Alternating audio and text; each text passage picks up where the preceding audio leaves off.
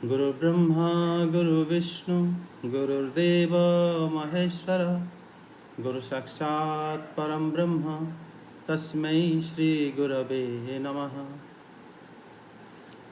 श्रीमद् भगवद गीता द्वितीय अध्याय श्लोक संख्या 38। सुख दुःखे समे कृत्वा लाभालाभौ जयाजौ ततो युद्धाय युज्यस्व नैवं पापमवाप्स्यसि। अनुवाद पाठ करें।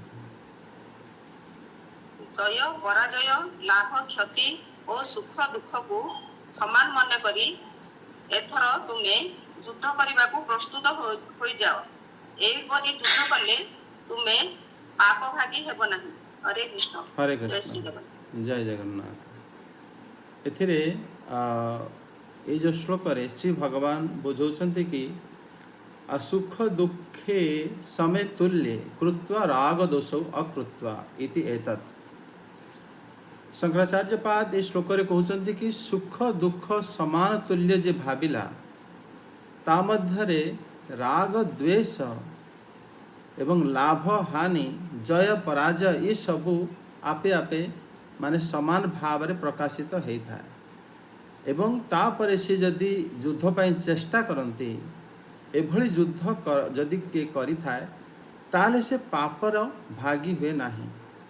यही उपदेश श्री भगवान दौरान माने जने जदि युद्ध लाभ पाई बा निजर राज्य लाभ पाई निजर कौनसी व्यक्तिगत लाभ पाई जदि से युद्ध करती आउ जने केवल कर्तव्य पाई युद्ध करुछन्ति एथिरे माने फरक रहुची।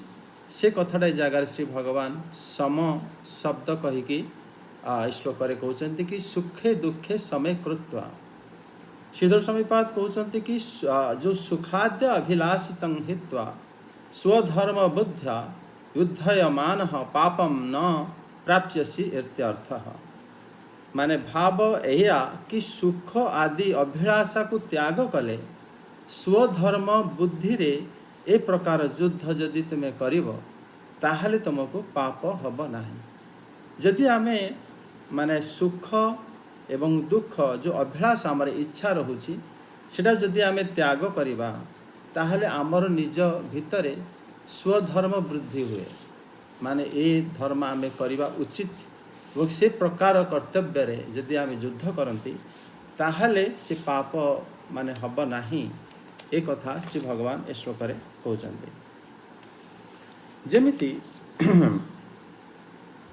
जो समान रखिबा अर्थ श्री भगवान कहउछन्ते कि सुखे दुखे समय कृत्वा।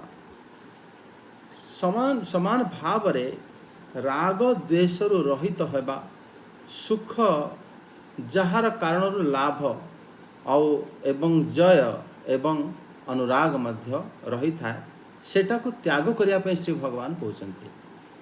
सुख जय लाभ एवं अनुराग एवं जदि आम देखिबा दुख को भी भगवान त्याग करिया पई कहउछन्ति। दुख हैला अलाभ माने हम किछि मिलवा स्थिर मिलिबो नाही। अपरा माने जदि पराजय हे जा से मध्य आपन को आसी पारे।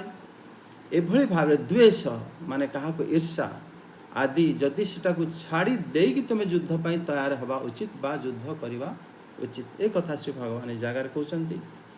एकु स्वधर्म बुद्धि रे ही युद्ध करिवा उचित। युद्ध जदि करूछ सेटा हमर गोटे धर्म कार्य बोली भाबी कि युद्ध करिवा उचित। ए कार्य रे एमिति भाबीबा उचित नुह कि आम्भे माने कोनोसी प्रकार लाभ बा हानि आमु जदि कोनोसी लाभ मिलु बा न मिलु आमको से जय लाभ हेउ बा जय लाभ न हेउ बा आम मान को कहा प्रति मान अनुराग वशत हेउ बा ईर्षा वशत इस सब को त्याग करी जदि आमे युद्ध करिबा ताहले सेटा गोटे नित्य कर्म भली आमको पाप लागिबो नाही। जेमिति आमे माने नित्य कर्म कले आमको कोनोसी पाप लागे नाही से भली ये आमे जदि स्वधर्म बुद्धि रे ए प्रकार कार्य करिबा ताहले आमर पाप लागिबो नाही।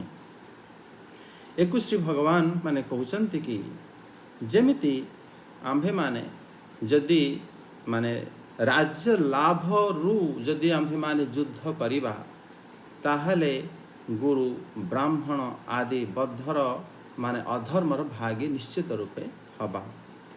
କିନ୍ତୁ ଯଦି ଆମ୍ଭେମାନେ କୌଣସି ଲାଭକୁ ମାନେ ଆଶା ନ ରଖିବା, ଇଏ ମୋର ଧର୍ମ, ଏଭଳି ଧର୍ମ ବୁଦ୍ଧିରେ ଯଦି ଆପଣ ସେ ଯୁଦ୍ଧକୁ କରିବାକୁ ଯିବେ ବା ଆମର କର୍ମକୁ ଯେଉଁ କାମ ଆମେମାନେ ବି ମଧ୍ୟ ଘରେ କରୁଛନ୍ତି, ଆମର ଅଫିସରେ କରୁଛନ୍ତି ବା ଆମ ନିତ୍ୟ ଦୈନନ୍ଦିନ ଜୀବନରେ କରୁଛନ୍ତି, କୌଣସି ଲାଭ ଆଶାରେ ବା କୌଣସି ରାଗ ଦ୍ୱେଷ ବା ମାନେ ଲାଭ ହାନି ବା ସୁଖ ଦୁଃଖ ଏ ଗୋଟେ କାମ ଅଛି, ଆମକୁ ଦୁଃଖ ଲାଗେ, ତେଣୁ ଆମେ ଏଟାକୁ ମଧ୍ୟ ମାନେ ନ କରିକି ତାକୁ ଆମେ ଆଭଏଡ଼ କରନ୍ତି, ନା ଆମେ କରିବାନି, ଛାଡ଼ି ଦେଉ, କାମ ଭଲ ଲାଗେନି ଏଭଳି କାମ। କିନ୍ତୁ ଶ୍ରୀ ଭଗବାନ କହୁଛନ୍ତି ଇଏ କାର୍ଯ୍ୟ ଯେଉଁ କର୍ତ୍ତବ୍ୟ ଆମ୍ଭେମାନେ କରିବା ଉଚିତ ଏବଂ ଯେଉଁ କର୍ତ୍ତବ୍ୟ ଆମ୍ଭମାନଙ୍କର ନିତ୍ୟକର୍ମ ଭଳି ବଡ଼ ପବିତ୍ର, ତାକୁ ନିଶ୍ଚିତ ରୂପେ କରିବା ଉଚିତ। କାରଣ ଏଭଳି କର୍ମ କଲେ ପାପ ଲାଗେ ନାହିଁ। କାହିଁକି ଶ୍ରୀ ଭଗବାନ କହୁଛନ୍ତି? କାରଣ ବେଦାନ୍ତ ସାରରେ କୁହାଯାଇଛି କି ନିତ୍ୟାନ୍ୟ କରଣେ ପ୍ରତ୍ୟବାୟ ସାଧନ ନାପି। ଯଦି ଆମ୍ଭେମାନେ ନିତ୍ୟକର୍ମ ନ କରିବା ତାହେଲେ ଆମକୁ ପାପ ଲାଗେ। ତେଣୁ ଶ୍ରୀ ଭଗବାନ ଏ ଜାଗାରେ କହିଛନ୍ତି ତମେ ଯଦି ଏଟାକୁ ସ୍ୱଧର୍ମ ବୁଦ୍ଧିରେ ଏପରି ଭାବରେ କରିବ ତାହେଲେ ତୁମ ନିତ୍ୟକର୍ମ ଭଳି ତୁମକୁ କୌଣସି ପାପ ଲାଗିବ ନାହିଁ। କାରଣ ଶ୍ରୁତି କହୁଛି କି ନିତ୍ୟକର୍ମ ନ କଲେ ମଧ୍ୟ ଆମମାନଙ୍କୁ ପାପ ଲାଗିଥାଏ। ଯେଭଳି ଭାବରେ ମାନେ ଆମ୍ଭେମାନେ କୌଣସି ଆଶା ଲଗାଇ ଯଦି ଆମ୍ଭେ ଗୋଟେ ଗଛକୁ ଲଗେଇଛନ୍ତି, ଆମ୍ବ ଗଛ, ଗୋଟେ ଆମ୍ବ ଫଳ ହେବ, ଆମେମାନେ ଖାଇବା ତାକୁ।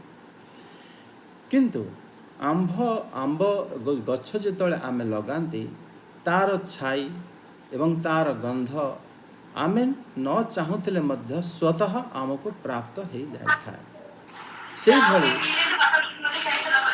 ସେଇଭଳି ଯେଉଁମାନେ ମାନେ ଧର୍ମ ଆଚରଣ କରିଥାନ୍ତି ତାଙ୍କୁ ସେ ଧର୍ମର ମୋକ୍ଷ ହେଲା ବା ଅର୍ଥ ହେଲା ତା ପ୍ରାପ୍ତି ନ ହେଉଥିଲେ ତାଙ୍କର ଆଶା ନଥିଲେ ମଧ୍ୟ ସେ ସ୍ୱତଃ ତାଙ୍କୁ ପ୍ରାପ୍ତ ହେଇଯାଏ।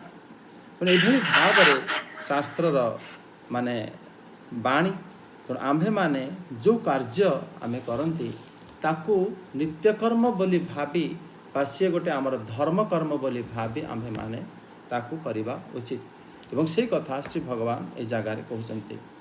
ଏବଂ ଚକ୍ରବର୍ତ୍ତୀ ପାଦ ଏ ଶ୍ଲୋକରେ କହୁଛନ୍ତି କି ମାନେ ଏଠି ଶ୍ରୀ ଅର୍ଜୁନକୁ ଯେତେବେଳେ ଶ୍ରୀ ଭଗବାନ ଏଠି ମାନେ ଉପଦେଶ ଦେଉଛନ୍ତି, ସେ ଉପଦେଶରେ ସେମାନେ କହୁଛନ୍ତି କି ଯେଉଁ ଜ୍ଞାନ ଯୋଗର ଉପଦେଶ ଶ୍ରୀ ଭଗବାନ ଏ ପର୍ଯ୍ୟନ୍ତ ତାଙ୍କୁ ପ୍ରଦାନ କରୁଥିଲେ,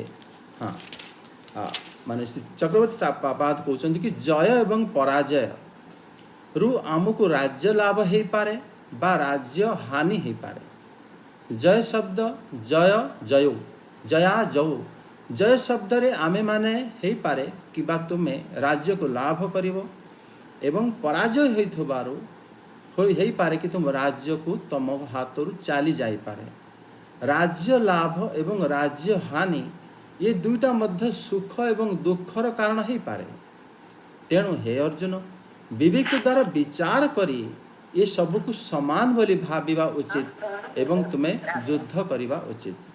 ଏବଂ ଏଭଳି ଭାବରେ ଯୁଦ୍ଧ କଲେ ତୁମେ କେବେ ହେଲେ ପାପର ଭାଗୀ ହେବ ନାହିଁ। ଚକ୍ରବର୍ତ୍ତୀ ପାଦଙ୍କର ଏହି ମତ।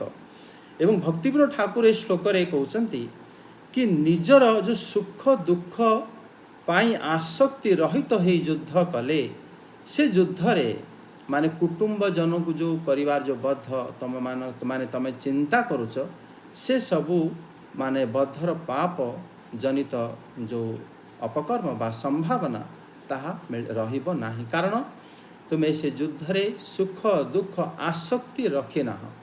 ଆସକ୍ତି ନ ରଖି ତାକୁ ଗୋଟେ ଧର୍ମ କାର୍ଯ୍ୟ ଭଳିଆ ମାନେ ତୁମେ କରିବା ପାଇଁ ସେ ଜାଗାରେ ତୁମେ ଆସିଛ। ତେଣୁ ତୁମକୁ କୌଣସି ପ୍ରକାର ପାପ ଏ ଜାଗାରେ ଲାଗିବ ନାହିଁ।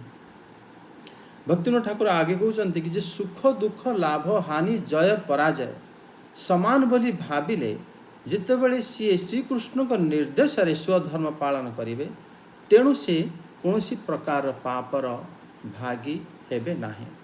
ଏଭଳି ଭାବରେ ମାନେ ଏ ଶ୍ଲୋକରେ ଶ୍ରୀ ଭଗବାନ କିଭଳି ଭାବରେ ବତାଇଛନ୍ତି କି ଆମେମାନେ କିଭଳି ମାନେ ଜୟ ପରାଜୟ ଲାଭ ହାନି ଏବଂ ସୁଖ ଦୁଃଖରେ ସମାନ ରହିକି କର୍ତ୍ତବ୍ୟ କରିବା ଉଚିତ। ସେ ବିଦ୍ୟାର୍ଥୀ ପାଠ ପଢ଼ିବା ବାଲା ମାନେ ପିଲା ବାଳକ ବା ବାଳିକା ହେଇଥାଉ ବା ସେମାନେ କୌଣସି ମାନେ ଗୃହ କାର୍ଯ୍ୟ କରିବା ଭଳି ଗୃହିଣୀ ହେଇଥାନ୍ତୁ ବା ସେମାନେ କୌଣସି ଅଫିସରେ ଯାଇ ସେମାନଙ୍କର ନିଜ କର୍ମ ଯେଉଁ କରୁଥାନ୍ତୁ, ସବୁଥିରେ ଆମେ ସମାନ ଭାବରେ ରହି ଯଦି ଆମର କର୍ତ୍ତବ୍ୟ ରୂପରେ ଆମେ କର୍ମ କରିବା, ତାହେଲେ ସିଏ ଆମ ପାଇଁ କର୍ମ ନହୋଇ ଗୋଟେ ଧର୍ମ ବୋଲି ହେଇଯାଇଥାଏ।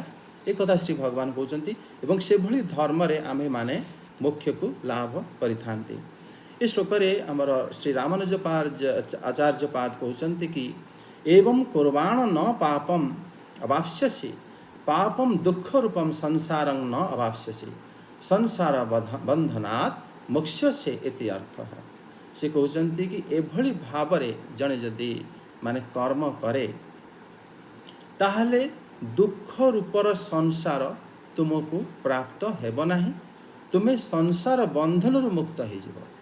ତେଣୁ ମାନେ ଶ୍ରୀ ଭଗବାନ ଯଦି କୌଣସି ଅଳସୁଆ ଲୋକ ହେଇଥାନ୍ତା, ମାନେ ଆମର ଅର୍ଜୁନ ଦେବ, ସେ କହୁଛନ୍ତି ପ୍ରଭୁ ଆପଣ ତ ଆମ ପାଖରେ ଅଛନ୍ତି, ଆମେ ତ ନିଶ୍ଚିତ ଜିତିଯିବୁ, ଏତେ ଉପଦେଶ ଦେବାର କ'ଣ କାରଣ? କିନ୍ତୁ ଶ୍ରୀ ଭଗବାନ ସମସ୍ତଙ୍କୁ ମାନେ ଅର୍ଜୁନଙ୍କୁ ଦେବଙ୍କୁ ନିମିତ୍ତ ବନାଇ ସମସ୍ତଙ୍କୁ ସେ ଉପଦେଶ ଦେଉଛନ୍ତି କି କର୍ମ କେମିତି କରିବା ଉଚିତ ଏବଂ କିଭଳି ଭାବରେ କଲେ ଆମେମାନେ କର୍ମ ବନ୍ଧନରୁ ମୁକ୍ତ ହେଇଯିବା ଏବଂ ମୋକ୍ଷ ଲାଭ କରିବା। ଆମେ କେବେ ହେଲେ କର୍ମକୁ ତ୍ୟାଗ କରିପାରିବା ନାହିଁ। କର୍ମ ତ୍ୟାଗ ନ କରି ଯେତେବେଳେ ଆମେ କର୍ମକ୍ଷେତ୍ରକୁ ବାହାରିଥାନ୍ତି ବା କର୍ମ କରିଥାନ୍ତି, ସେଇ ଅବସ୍ଥାରେ ଆମେ ଏଇ ଭଗବାନଙ୍କର ବାଣୀକୁ ନିଶ୍ଚିତ ରୂପେ ମନେ ରଖିବା ଉଚିତ କି ଆମେମାନେ କେବେ ହେଲେ ସେ କର୍ମରେ ସୁଖ ମିଳୁ ବା ଦୁଃଖ ମିଳୁ, ଲାଭ ମିଳୁ ବା ଅଲାଭ ମିଳୁ ବା କ୍ଷତି ମିଳୁ, ଆମକୁ ସେଥିରେ ଜୟ ମିଳୁ ବା ପରାଜୟ ମିଳୁ, ସେଥିରେ କୌଣସି ପ୍ରକାରର ମାନେ ଭାବନା ମନକୁ ନ ଆଣି କେବଳ ଗୋଟେ କର୍ତ୍ତବ୍ୟ ଭଳି ଭାବି କୃଷ୍ଣଙ୍କ ମାନେ ୟା ଦ୍ୱାରା ଭଗବାନ ପ୍ରସନ୍ନ ହେବେ ଏହା ଭାବି ଆମେ କର୍ତ୍ତବ୍ୟ କରିବା ଉଚିତ ଏବଂ ଏଭଳି ଭାବରେ ଆମେମାନେ ନିଶ୍ଚିତ ଆମର ଜୀବନକୁ ସାର୍ଥକ କରିପାରିବା। ହରେ କୃଷ୍ଣ, ଜୟ ଜଗନ୍ନାଥ।